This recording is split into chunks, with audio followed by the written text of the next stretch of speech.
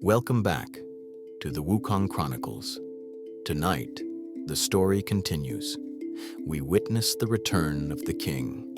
We will see him face the demon of chaos, a monster who plundered his home and enslaved his children. But this battle will reveal a deeper problem. A sage needs a weapon worthy of his power. A king must protect his kingdom.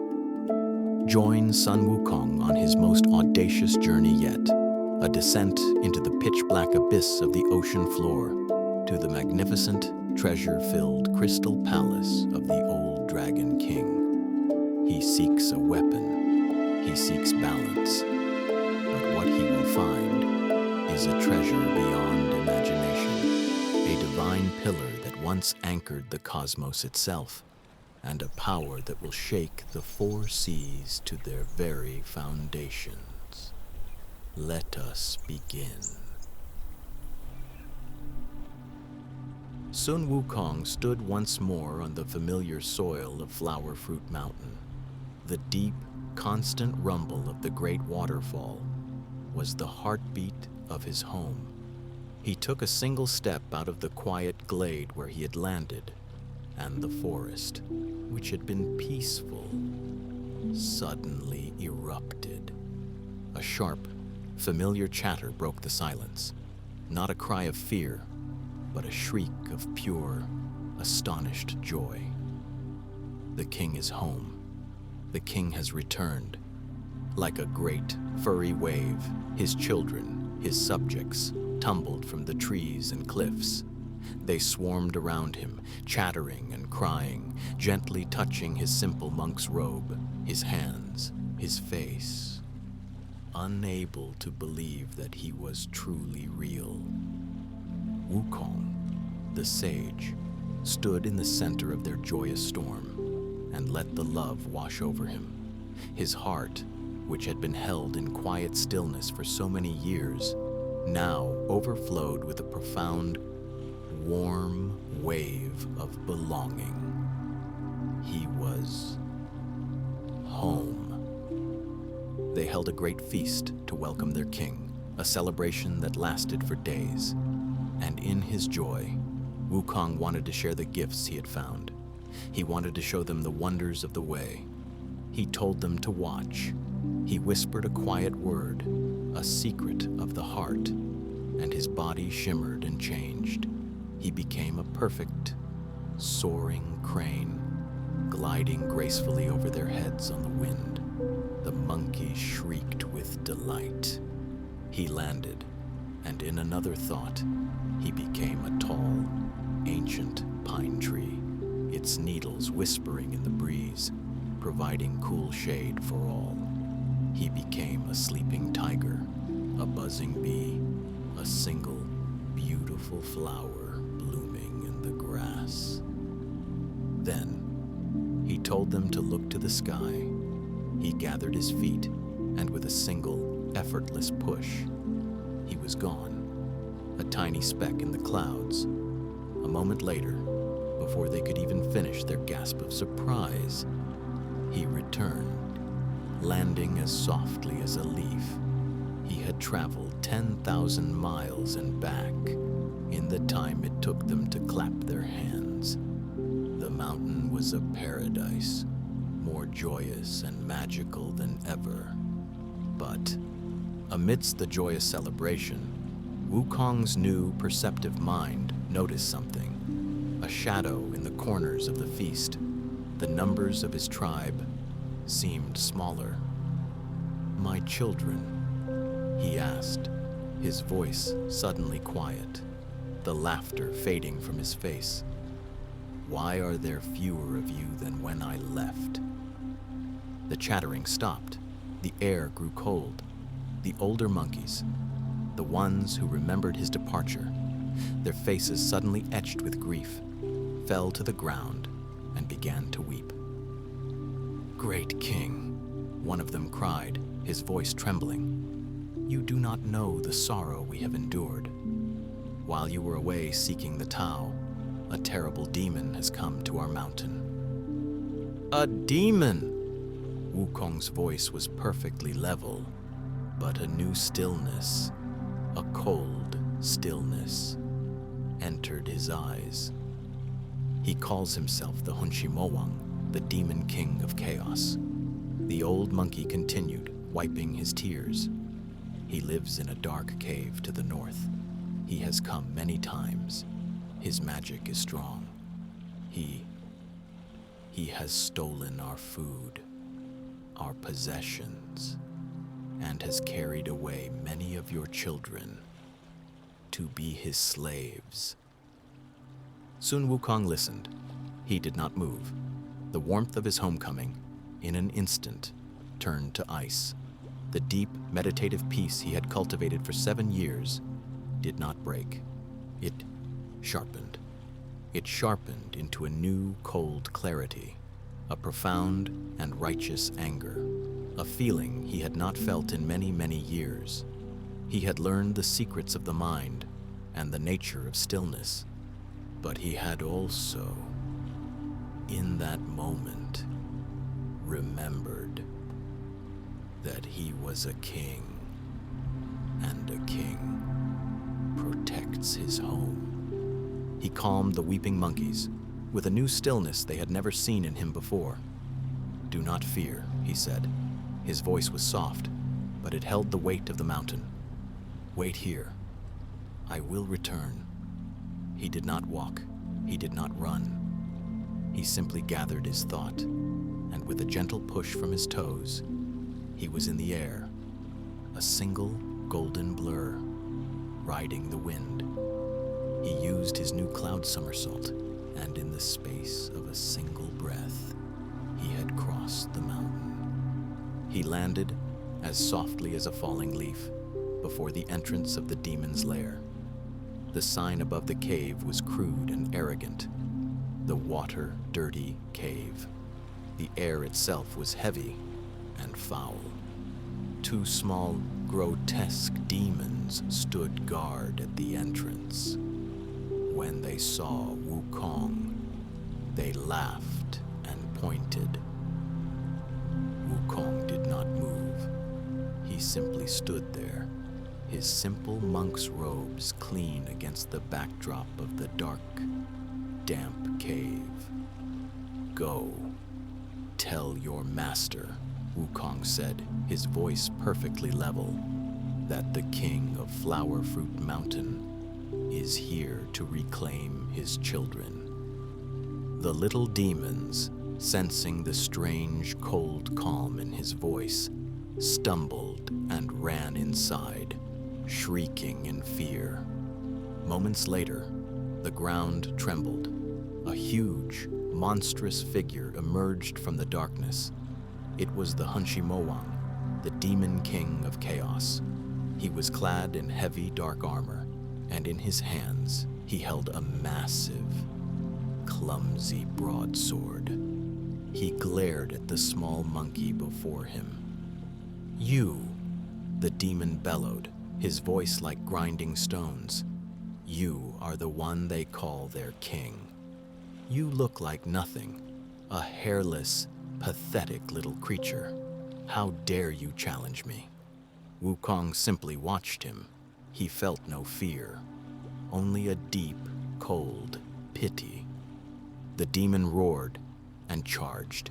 He raised the massive sword above his head and brought it crashing down, a terrible whistling sound of pure, brute force. But Wukong was not there. He had vanished. The demon's sword shattered the rock where he had been standing, sending sparks into the air.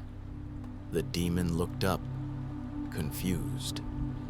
Wukong was standing on the hilt of the demon's own sword, as light as a dragonfly, looking at him. The demon roared again, a sound of pure frustration, and swung his blade wildly. But he was fighting a ghost. Wukong was a blur, a shadow, a leaf in the wind. He moved with the effortless grace he had learned in the monastery. The demon was clumsy and slow, his anger making him predictable.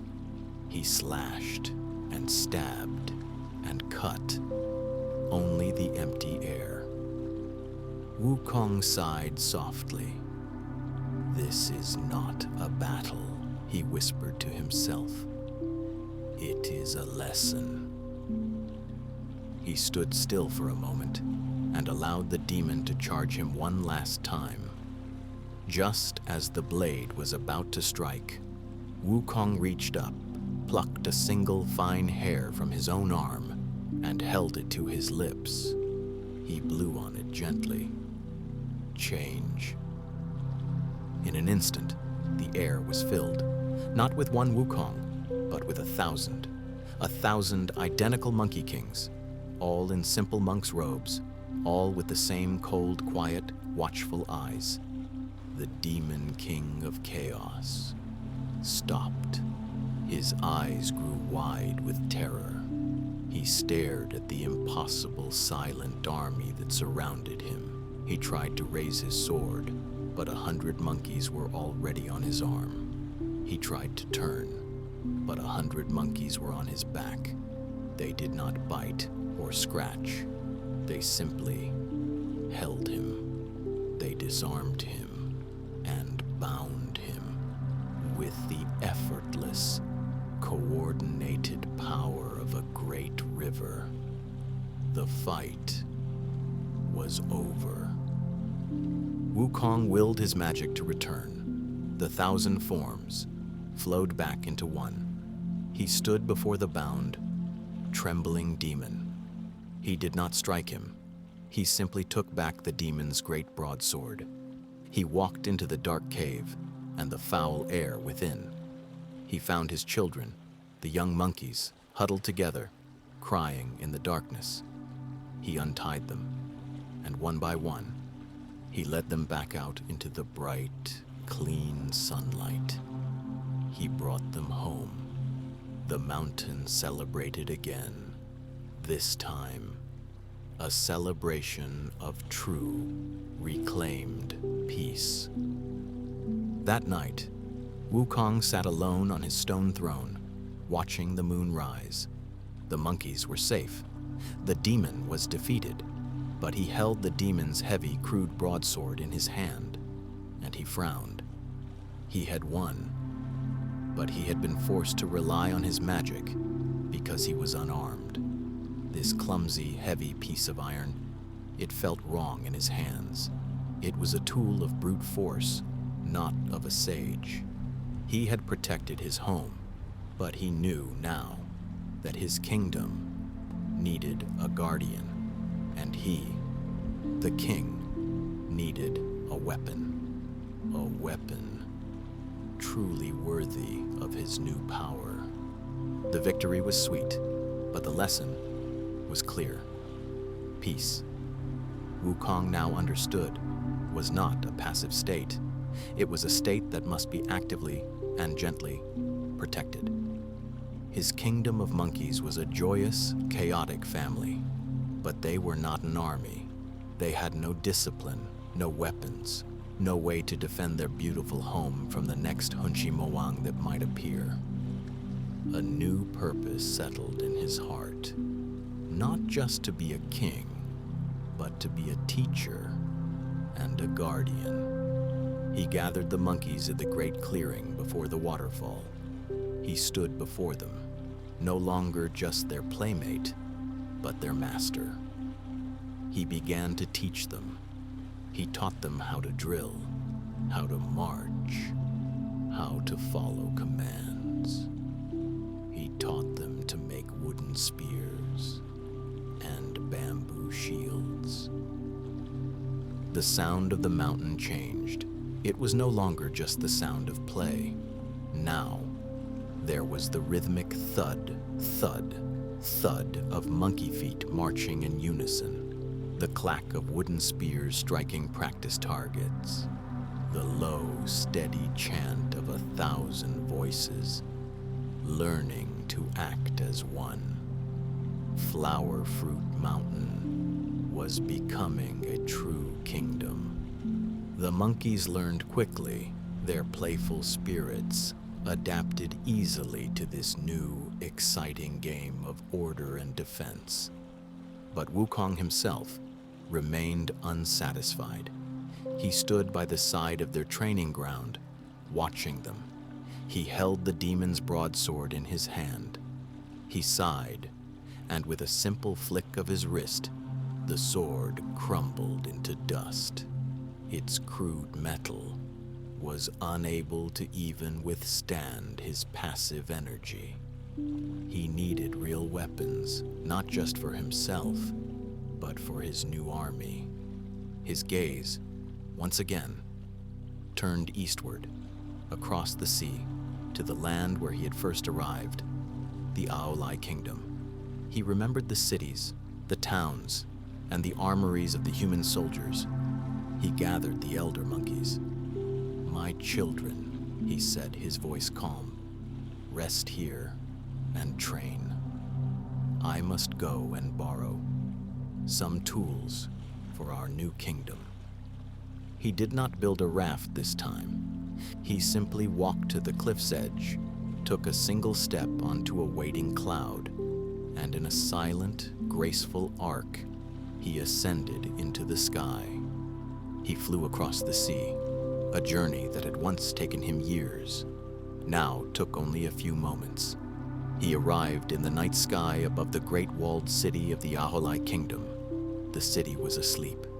Its gates were barred, its walls patrolled by sleepy guards. Wukong did not wish for violence. He had come to borrow, not to conquer. He floated high above the city and began to work his magic. He took a deep, slow breath and exhaled. But it was not air that he exhaled. It was a great, gentle, soporific wind. The wind, carrying the magic of his deep meditation, flowed down into the sleeping city. It was as soft as a mother's touch. It carried the scent of crushed poppy flowers and night-blooming jasmine. The wind whispered through the barracks and the guards. Their eyelids, suddenly heavy as lead, leaned against their spears and slid into a deep, dreamless sleep. It flowed into the homes of the merchants and the palaces of the lords. It flowed over the entire city, a great, invisible blanket of perfect peace. All movement, all sound, all worry ceased. The entire kingdom was now fast asleep. Silently, Wukong descended. He landed without a sound in the central square. He walked the empty, moonlit streets, his only companion, the sound of his own soft footsteps. He found the royal armory, a vast, dark building. The great wooden doors were locked and barred. Wukong simply placed his hand upon the wood. He whispered the secret of the stone, the knowledge of stillness, and the great iron lock simply fell apart, its mechanism dissolving into sand. He pushed the heavy doors open. Inside, in the moonlight streaming from the high windows, he saw it, a forest of steel and wood, racks upon racks of spears, walls covered in shields, crates filled with gleaming swords and helmets and armor, enough to arm a nation. "Good," he whispered. He stood in the center of the vast room and raised his hand. He did not touch a single weapon. He simply summoned the wind. A small, controlled cyclone, a wind of his will, began to spin in the room. It spun silently, gently lifting a single spear, then a sword, then a shield. Then it grew stronger. It lifted 10 weapons, then 100, then 1,000. A great, swirling river of steel and wood rising from the racks and crates, circling around him in a silent, orderly vortex. When the armory was empty, Wukong walked back out into the moonlit square. He looked up at the sky, and with a single thought, the great vortex of weapons, like a school of silver fish, shot upwards into the night sky. He followed them, riding his cloud, guiding the river of steel back across the sea. The monkeys on Flower Fruit Mountain saw him coming, a great dark cloud in the sky, a cloud that rained down, not water, but tens of thousands of spears, swords, and shields, all landing perfectly and gently in the great clearing. The monkeys cheered, a sound of pure joy and newfound strength. They now had the means to protect their home. Wukong watched them as they excitedly chose their weapons, a feeling of satisfaction in his heart. His kingdom was finally safe. But as he watched them, his own hands remained empty. He picked up a shining broadsword, a general's blade. It was beautifully made, but in his hand, it felt as light and as useless as a piece of straw. He tried a heavy iron spear. It felt like a toothpick. His body, forged by the elements and tempered by the Tao, was far too powerful for any mortal weapon. He was a king, and his army was armed. But the king himself still had no weapon worthy of his hand. The Monkey King sat on his high stone throne in the great, dry cavern of the Water Curtain Cave. The sound of the waterfall outside was a familiar, soothing rumble. His kingdom was in order. His army was training. Peace had returned to Flower Fruit Mountain. And yet, he was not at peace. He sighed, a sound that echoed strangely in the large, quiet cave. He held in his hand a beautiful, heavy iron mace, a prize from the Aolai armory.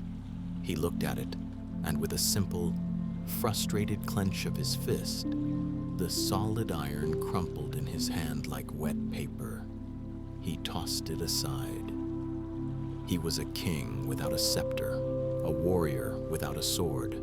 This great, boundless power he had learned, this connection to the Tao, it hummed inside him. With no tool to focus it, he sat in thought for a long time. Then, from the shadows of the cave, the 4 elder monkeys approached, the 4 he had known since the very beginning, the ones who had seen him born from stone. They were old, their fur was white, and their eyes held the deep, slow wisdom of the mountain itself. They bowed low. "Great King," one of them said, his voice a soft, papery rustle. "We see your frustration. A mortal weapon cannot match an immortal sage.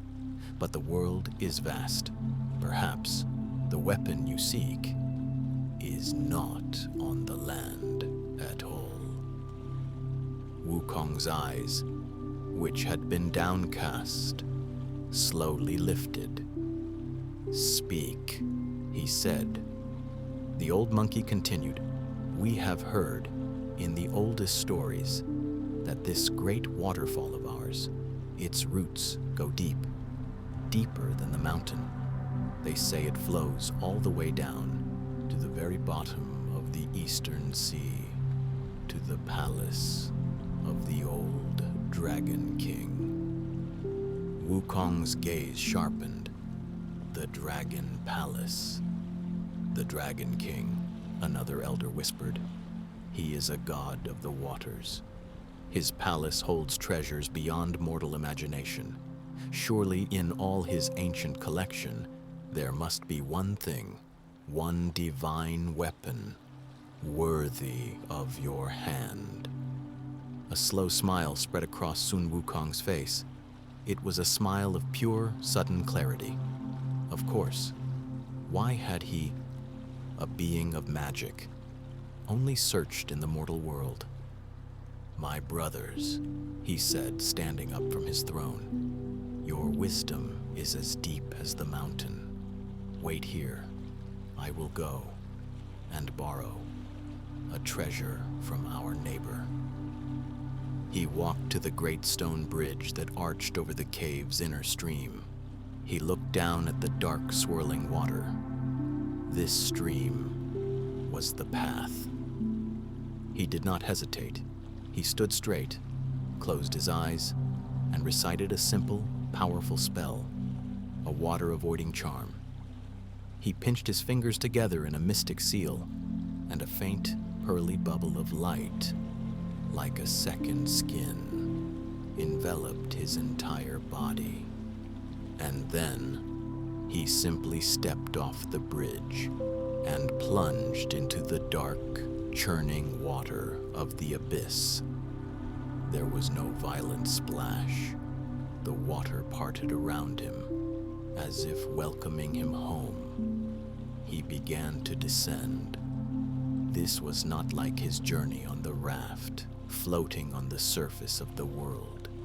This was a journey into it. The sound of the waterfall above faded to a distant, muffled roar, and then to silence. A profound, heavy, liquid silence. The only sound was the soft, steady beating of his own heart, amplified in the stillness. At first, there was some light, a dim greenish glow filtering down from the world above. He could see the rough, dark walls of the great chasm, the roots of the mountain plunging deep into the earth. But then, he went deeper. The green light faded to a deep, dark blue, and then to a velvet, inky blackness. A blackness so total, so complete, that it felt as if he were floating in the endless void before the stars were born. He was not afraid. His eyes, born of stone and magic, began to adjust. They soon glowed with a faint, golden light of their own, cutting two small beams into the darkness, and he saw that he was not alone. Strange, wondrous creatures, beings of the deep, swam past him. Translucent fish with no eyes trailed ribbons of soft blue light.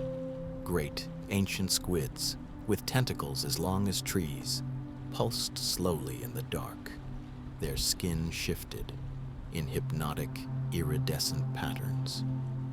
He passed over strange, sleeping shapes, things that had not seen the sun in 1,000 millennia. He was walking on the bottom of the world in a garden of impossible, silent life. He walked and walked. The pressure around him was immense, but his immortal body felt nothing.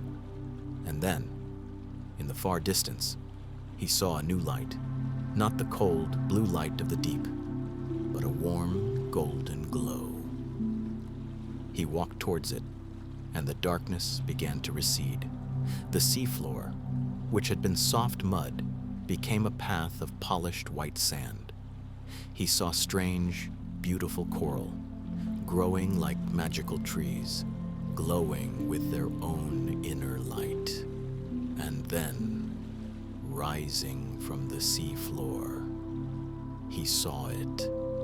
A city of impossible beauty, towers made of pearly shell, roofs tiled with shimmering abalone, and in the very center, a colossal, magnificent palace. It was made entirely of pure, translucent crystal, glowing with a warm, golden light from within. It was the Dragon Palace of the Eastern Sea, and its gates were guarded by giant shrimp soldiers and mighty crab generals. When they saw Wukong, this strange monkey sage, walking calmly out of the endless dark, they raised their weapons in alarm, and the great palace bell began to toll. The great crystal gates of the palace swung open, not with a welcoming grace, but with a heavy, grudging sound. Sun Wukong stood calmly in the gateway, his golden eyes taking in the spectacle within. The palace halls were vast, paved with polished jade, and the pillars were wrapped in shimmering silver scales. Mermaids, with jeweled combs in their long, flowing hair, peered at him from behind coral columns. Their eyes were wide, with a mixture of fear and curiosity. A troop of shrimp soldiers, their armor clacking nervously, escorted him down the main hall. He was led to a massive, high throne, upon which sat the old Dragon King of the Eastern Sea, Wukong. The Dragon King was an awesome sight. He was ancient. His scales were a deep, pearly green, his long whiskers drifting in the water like silk ribbons. A heavy crown of coral and gold sat upon his majestic head. He looked down at the small, robed monkey, his face a mask of regal calm, but his eyes betrayed a deep, anxious tremor. He could feel the power radiating from this strange visitor, a power as old as the stone of the mountains and as wild as the sky. "Honorable neighbor," the Dragon King said, his voice a low, echoing rumble, "your sudden visit is an honor. What brings a great immortal sage, such as yourself, to my humble, watery kingdom?" Wukong did not bow. He simply stood in the center of the great hall and smiled. It was a calm, knowing, and slightly dangerous smile. "Old friend," Wukong said, his voice clear and carrying, easily filling the vast hall. "I have recently, come into my own. I am now king of the Flower Fruit Mountain. A king should have a weapon worthy of a king. My mountain is your neighbor, and a good neighbor should always be willing to share. No?" The Dragon King's heart sank. This was not a social call. It was a demand. He forced a regal smile. Of course. A worthy king needs a worthy weapon. I have a modest collection. Please." He clapped his hands. A moment later, 2 hulking crab generals, their carapaces dark and imposing, struggled to carry a massive 9-pronged trident. The trident was old and heavy, and it hummed with a faint, dark energy. "This," the Dragon King announced proudly, "is a divine trident. It weighs 3,600 pounds, a true weapon for a god." Wukong looked at it. He walked over, and casually, as if picking up a stick, he lifted it with one hand. He spun it in the water, creating a small, powerful whirlpool. Then, he shook his head, and a look of profound disappointment crossed his face. He tossed the trident, and it embedded itself, quivering, in a crystal pillar. "Too light," Wukong sighed, as if genuinely sad. "It is far, far too light." The Dragon King's smile began to twitch. 3,600 pounds. Light. He signaled frantically to his generals. The crab generals and 4 shrimp soldiers now struggled to bring out an even larger weapon. It was a massive, ornate halberd, a poleaxe with a blade like a crescent moon. It glowed with a cold, fierce light. "This, then," the Dragon King said, his voice a little strained, "this is the Fangtian Huaji, the heaven-piercing halberd. It weighs 7,200 pounds. Surely this will suit your great strength." The court held its breath. Wukong picked it up. He balanced it in his palm, as if it were a feather. He gave it 1, 2, slow, graceful swings. The swings were so powerful, they sent a shockwave through the water, making the pearls on the ceiling rattle. Wukong sighed again, a sound of deep, theatrical melancholy. He leaned the great weapon against a pillar. "Better," he said, "but still far too light, far too clumsy." A single bead of cold sweat formed on the Dragon King's brow. He looked at his empty-handed generals, then at his bare treasury walls. He had nothing heavier. He had nothing better. The hall was filled with a terrible, awkward silence. The Monkey King stood in the center of the throne room, unarmed and unimpressed. The Dragon King's mind raced. He had offended a being who could casually toss aside a 7,000-pound weapon. He felt a cold, deep panic rising in his chest. His palace, his kingdom, his very life, all of it might be in danger. It was in this moment of pure royal dread that his wife, the Dragon Queen, slipped out from behind a silken curtain. She and her mother, the old Dragon Dowager, had been watching the entire terrifying spectacle.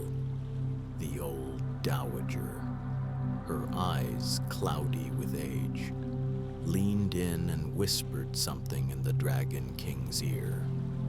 The Dragon King's face, which had been pale with fear, suddenly lit up, not with joy, but with a desperate, cunning hope.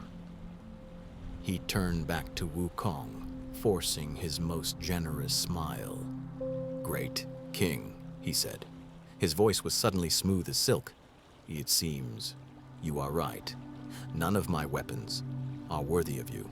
But I do have one other item. It is not a weapon. It is an artifact, a relic, a piece of the cosmos itself." He paused, building the drama. "It is the pillar that the great Yu used to measure the waters of the world and to pin down the very floor of the ocean. It has sat in our treasury, glowing and untouched, for millennia. Perhaps it is what you are looking for." Wukong's golden eyes, which had grown bored, suddenly lit up with a new, intense curiosity. "A pillar that measured the world," he repeated, his voice dropping to a whisper. "Take me to it, now." The Dragon King did not hesitate. His desperate hope was now mixed with a new, cold dread. He quickly led Sun Wukong from the throne room, through echoing crystal corridors, and into the very deepest, most ancient part of the palace. This was the great treasury, a vast, dark, silent vault, where the water was heavy and still. The Dragon King pointed with a trembling clawed hand. "There," he whispered, "that is the treasure." Wukong looked. It was not on a rack. It was not in a chest. It was the treasury. Before him stood a colossal black iron pillar. It was plunged deep into the ocean floor and rose up into the absolute darkness of the ceiling. It was immense, easily as thick as a great hall, and impossibly tall. Two golden hoops, one at the top and one at the bottom, were bound around it. They glowed with a soft, ethereal, rainbow-colored light. It was not a weapon. It was a piece of the universe. It hummed, a low, resonant note that Wukong felt more in his bones than in his ears. It was the sound of pure, stabilized power, the sound of the world's anchor. The Dragon King was about to say, "It is the divine iron that fixed the floor of the Milky Way. It is far too heavy for any." But Wukong was no longer listening. He walked forward, as if in a trance. He approached the immense glowing pillar. The Dragon King's guards took a nervous step back. Wukong did not try to lift it. He did not try to push it. He simply reached out his small, furry hand and placed his palm against the cold, smooth, dark iron. He felt no cold. He felt a thrum, a deep, slow, steady pulse that echoed the beat of his own stone heart. He felt a jolt of recognition, a feeling of profound, ancient familiarity. This was what he had been missing. This was a piece of the same eternal, unmoving truth from which he himself had been born. A wide, slow smile of pure joy spread across his face. "It is mine," he whispered.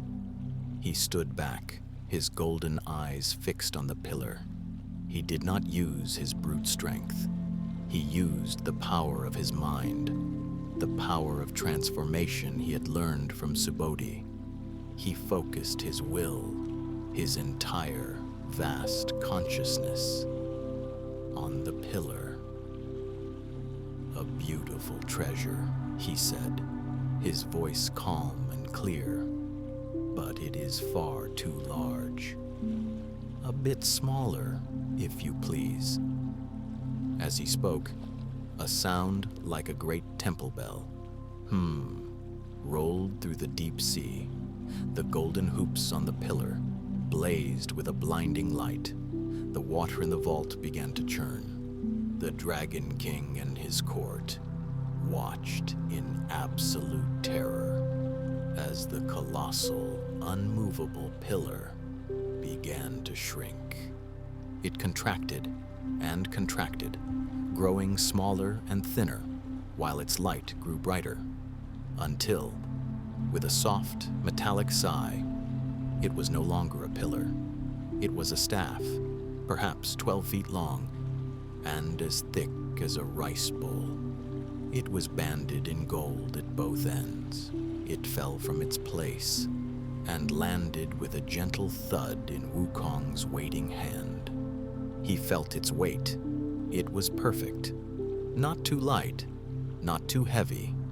It hummed in his grip, as if it were happy to finally be held. "Wonderful," he breathed. And then, in the vast, echoing treasury, he began to move. It was not a clumsy, brutal fight. It was a dance. But it was the dance of a god who had just found his thunder. He began to swing the staff, slowly at first, then faster and faster. Each movement was perfect, a blur of black iron and golden light. He was not just swinging a staff, he was swinging the weight of the cosmos. With every turn, the still, heavy water of the Dragon Palace began to move. Great, silent whirlpools formed in the throne room. Crystal pillars, 1,000 years old, began to crack under the invisible pressure. Mermaids and fish soldiers were sent tumbling end over end in the sudden, powerful, and utterly silent currents. The Dragon King, his robes in tatters, clung desperately to his high throne, his scales pale with terror. The entire magnificent crystal palace was groaning and shaking, as if it were being torn apart by a graceful, silent, and joyous typhoon. Wukong, the Dragon King shrieked. Stop, please. You will destroy us all. Wukong, in the eye of his own perfect storm, stopped. Instantly, the chaotic waters grew calm. He stood there, breathing gently, not even winded. He looked at the staff in his hand with pure, unadulterated love. This, he said, is a truly fine baby. He focused his thought. Smaller. The staff obeyed instantly, shrinking down and down and down until it was the size of a simple, tiny embroidery needle. He tucked it, with a satisfied nod, safely behind his ear. He turned to the terrified, soaking wet Dragon King, who was still clinging to his throne. My apologies for the mess, Wukong said, his smile perfectly bright and polite, and my deepest thanks for your generous gift, old neighbor. The Dragon King, surrounded by the ruins of his great hall, could only nod. His jaw trembled, completely speechless. Wukong gave a final cheerful bow. He walked calmly out of the shattered palace, past the terrified, bowing guards, and followed the path of white sand. He began his ascent back into the darkness of the sea, leaving a bewildered, silent, and utterly vanquished kingdom behind him. And so, the Monkey King, Sun Wukong, has found his true weapon. He ascends from the silent, ancient deep, his heart full, and his power finally complete. His great quest for this night is over, just as your own journey for the day is now coming to a gentle close. There is nothing left to do, nothing left to seek, only to rest. Let the images from our story gently dissolve, the glowing crystal palace, the deep, dark, quiet water, and the powerful, humming golden staff. Let them all fade away. Like a dream, you are already beginning to forget. All that matters now is this moment, this quiet, this stillness. Feel your body, just like the great iron pillar, finding its own perfect, steady, unmovable peace, heavy, grounded, and completely at rest. Allow your mind, like the deep, silent sea, to become calm and still. Your journey for today is done. All is well. Sleep now.